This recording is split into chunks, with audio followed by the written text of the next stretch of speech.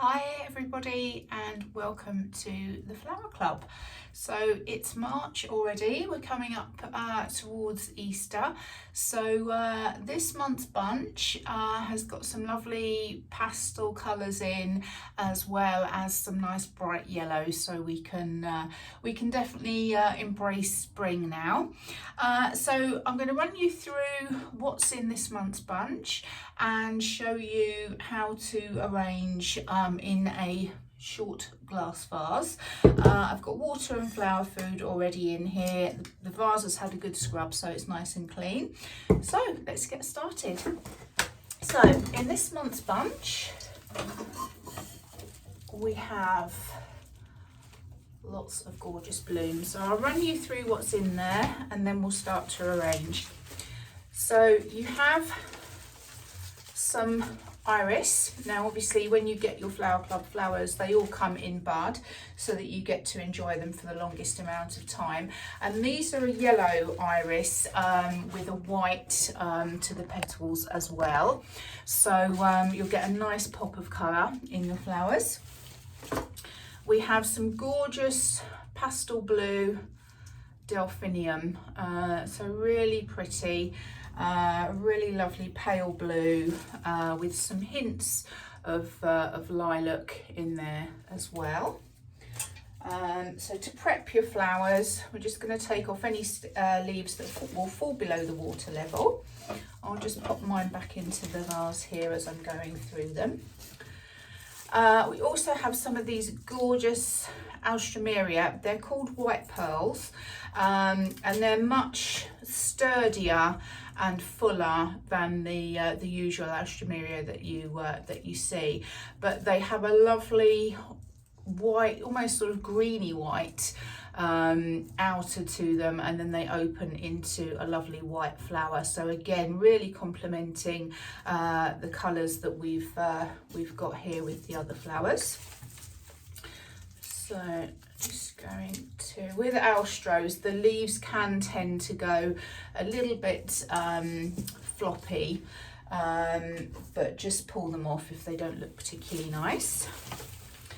We have some gorgeous yellow roses. These are called limonetti, and they've got a very slight peachy pink hue to them, so a nice pop of yellow colour, but also a nice bit of pinky peach, and you'll see why in a minute how this will tone in together. Roses come with guard petals on the outside, so these sort of greeny colour petals. You don't have to take them off, but I do tend to, just because it then really reveals the vibrancy of the rose underneath. Guard petals are exactly that. They're just there to protect the flower whilst it's coming into bloom. So again, I will do that. I'm going to take the leaves off of mine as well, and literally with the guard petals, just pop your finger in your thumb and they'll come off.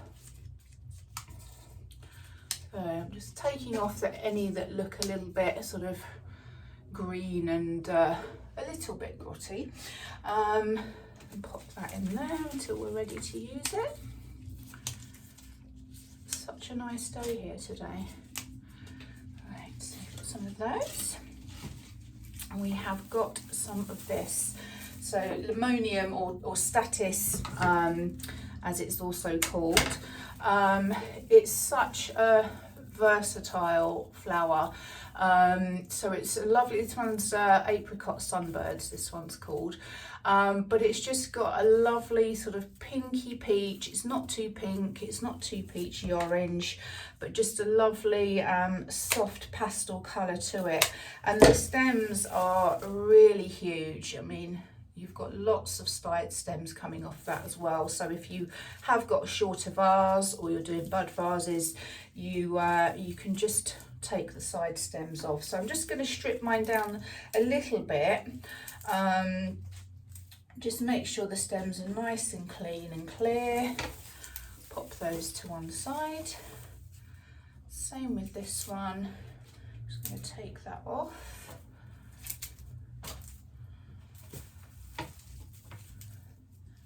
And these are also good if you want to create a nice big looking arrangement, then just leave these side shoots on, but I'm going to go a little bit smaller because of the height of my vase. You tend to go kind of 2/3, 1/3, so either 2/3 flowers, 1/3 vase, or the other way around, just so that you've got kind of the right balance and the right proportions. But to be fair, with floristry, it's whatever you like the look of. There's no, you know, there are hard and fast rules, but you don't have to stick to them, as with anything in life. Foliage wise, we've gone for pistache this month because it's coming up for Easter. I thought some of you, you know, you may want to be making Easter wreaths or Easter table centerpieces. So pistache, although it's not one of my favourite foliages, I must admit, it is very good for basing. So if you're basing a wreath, it's got lots of side shoots, it's nice and full and bushy. And I think with the bouquet that we're doing, we don't want too much green. We want to keep that pastel, those pretty pastels and the bright pops of yellow. So we don't need anything too thick and heavy foliage wise, and this is just nice and light and airy. So I think for this arrangement, you know, pistache is absolutely fine to use. So again, sort of with this, it's multi-stemmed. If you are doing a very short vase arrangement, you could even cut that there, and then you've got two pieces as well. But I'm going to keep mine relatively long for now. So that's what you've got in your bunch. This is the vase that I'm going to be arranging in. In terms of, quite often people ask me kind of what's the best vase for flowers. I tend to find 4 vases will pretty much cover all eventualities with flowers. I would have a short glass vase and a short ceramic vase, and a taller glass vase and taller ceramic vase, and they will pretty much cover all eventualities with your flowers. So for example, if you wanted to do something in chicken wire, you could use one of your ceramic vases because you won't see the mechanics that are going on underneath. If you've got very long stemmed flowers like lilies, for example, a nice tall vase will support them better. So I would say kind of 4 vases, and then lots of little bud vases, jugs, those types of things. I have a cupboard full, as a lot of you know. I've got a bit of a thing for them, but on the whole, I would generally say sort of 4 vases, 2 glass, 2 ceramic, will cover you. So with this one, I'm going to start with some foliage. I'm going to have my centerpiece of pistache, and I'm going to do a hand-tied spiral design, but you don't have to. If you've got a short vase, you could put a grid of tape across the top. You could put some, if you're using a ceramic vase, you could put some chicken wire in, and then you can just feed them round in the spiral if you find that easier. If you find it's quite difficult, the hand-tied spiral can be quite tricky to get used to, and until you've kind of practiced it a few times. So I am going to show you that, but obviously if you want to do an easier way, put your grid in, or your chicken wire. So you have your center stem, and then you take your, I'm right-handed, so I'm holding with my left and placing with my right. So you literally place this other stem at a diagonal to the other one. Lift your thumb up and squeeze, and half turn. Now this is the bit where people sometimes get a bit fingers and thumbs, and everything kind of ends up being straight. Again, it is practice. If you've got some artificial flowers, you can practice with them. They're great. That's what I did when I was at college. So add a diagonal and a half turn, and you'll soon build up a spiral effect of flowers, and that's what makes it splay out as opposed to kind of standing straight up and down. Again, I'm going to use all of my foliage here, And then I'm going to add in some of my limonium. So as you saw, I've split some of this down. So I'm going to do a fairly natural looking bouquet. That's kind of my general style. I don't do anything too traditional. I like it to kind of look quite natural and just sort of picked from the garden type look. So I've got my flowers here with my finger and thumb, taking this one at the diagonal, lifting my finger and thumb to place it in, then a half turn.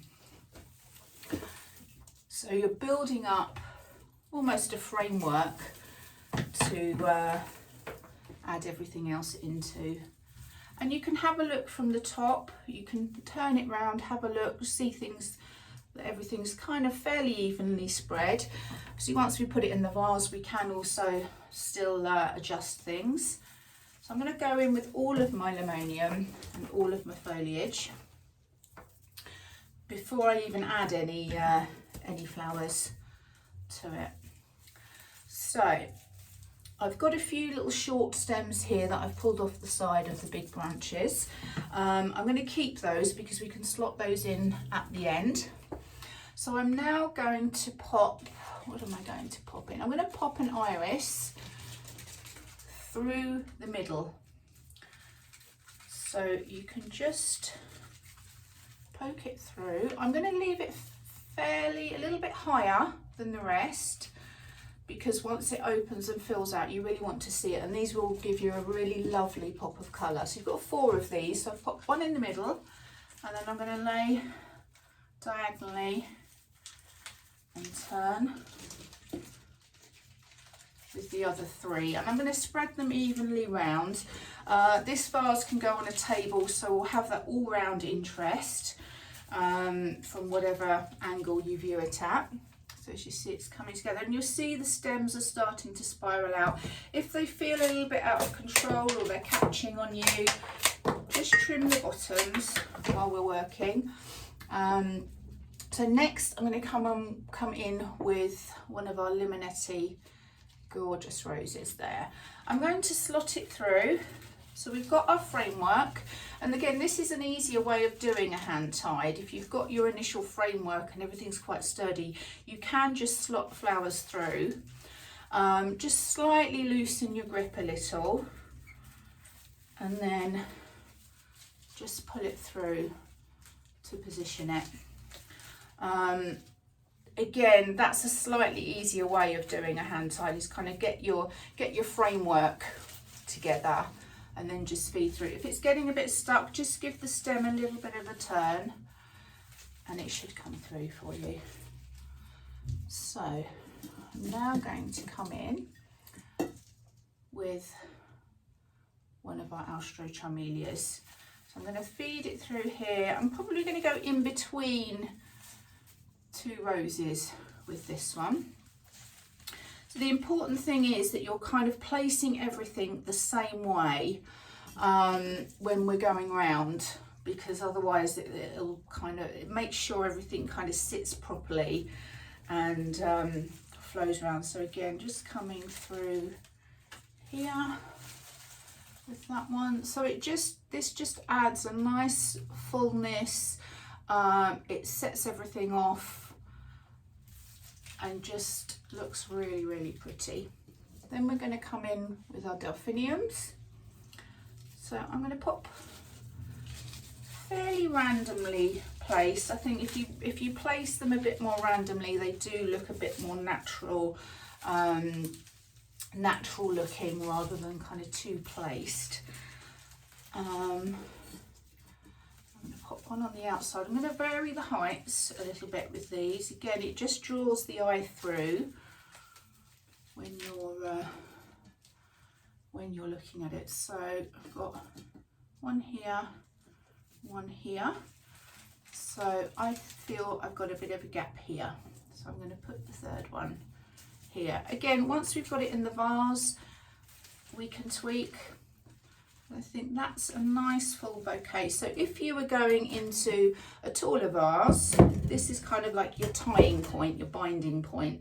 So if you want to kind of keep that shape, you can put some string around here where you're holding, and then put them in your vase, because if you put them in as they are going to flop out to the side. So we want to keep them fairly together. So the opening on this is slightly smaller, and we're coming slightly shorter. So I don't need to tie these. So they will drop a little bit outwards, but that will be fine.